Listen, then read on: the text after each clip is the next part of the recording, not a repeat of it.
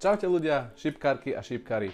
Vítam vás pri ďalšom videu z Dartarie, kde si povieme, aké druhy šipok existujú a kde som vám ich skúsil vlastnými slovami nejakým spôsobom potriediť do takých kategórií, ktoré vám možno umožnia si pre seba vybrať tie správne orechové. Tak poďme na to. Posledné majstrovstvá sveta vyhral tínedžer Luke Littler, ktorý mnohých z vás inšpiroval v tomto športe začať alebo ho aspoň skúsiť. A teraz už vidím, ako každý z vás prezerá weby a hľadá pre seba tie najdrahšie, najlepšie, najdokonalejšie šipky, ktoré budú do toho terča lietať len taký fukot a ktoré vám umožnia hádzať 180-ky tak, že budú padať ako hrušky z jablone. Tiež som bol taký a kúpil som si na začiatok drahé šipky. Mňa tie šipky síce bavia až doteraz, avšak stala sa mi s nimi taká vec. Počas tréningu sa mi šipka odrazila z terča, padla mi na zem a zlomil sa mi hrot. Zlomil sa mi takým nešťastným spôsobom, že mi nešiel vytiahnuť už ani nástrojom na výmenu hrotov, čo tiež nie je zrovna najlacnejšia záležitosť. A tak mi neostávalo nič iné, len searchovať a hľadať internety, aby som si nejakým spôsobom pomohol a naozaj našiel som.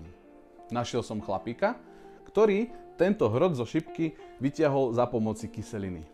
A naozaj pomohlo.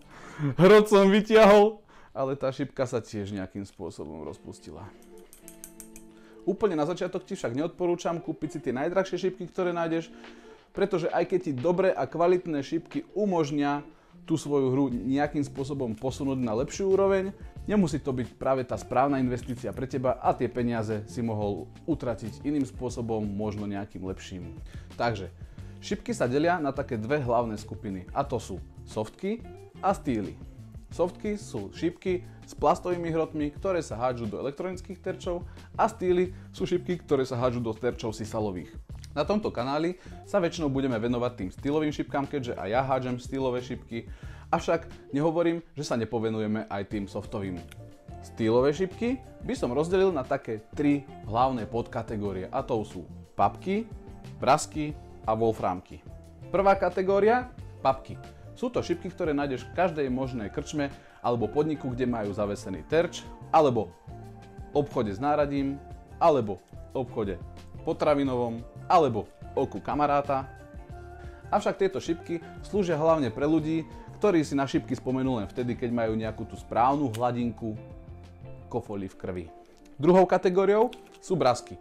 Tieto šipky odporúčam pre ľudí, ktorí to s tými šipkami už možno myslia trošičku vážnejšie, avšak sú si nie úplne istí, či to v tých šipkách budú ťahať aj naďalej.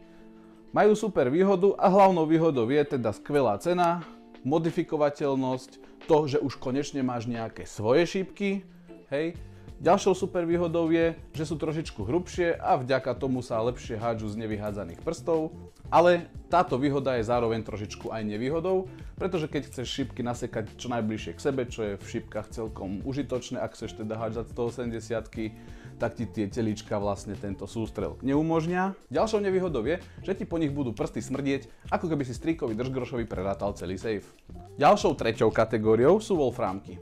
Tieto šipky odporúčam pre ľudí, ktorí už šipky nejakým spôsobom hrajú a chcú svoje šipky posunúť na trošičku iný level. Tieto šipky majú množstvo výhod a to je modifikovateľnosť, to, že vzhľadom na svoju vyššiu gramáž majú tenšie telíčko, vďaka čomu teda budeš môcť zhádzať tie 180-ky lepšie a takisto vďaka wolframu, z ktorého sú vyrobené, získajú aj nejakú tú odolnosť a tým pádom sa tak rýchlo ako brasky neobijú, pretože ten wolfram je fakt pevný materiál.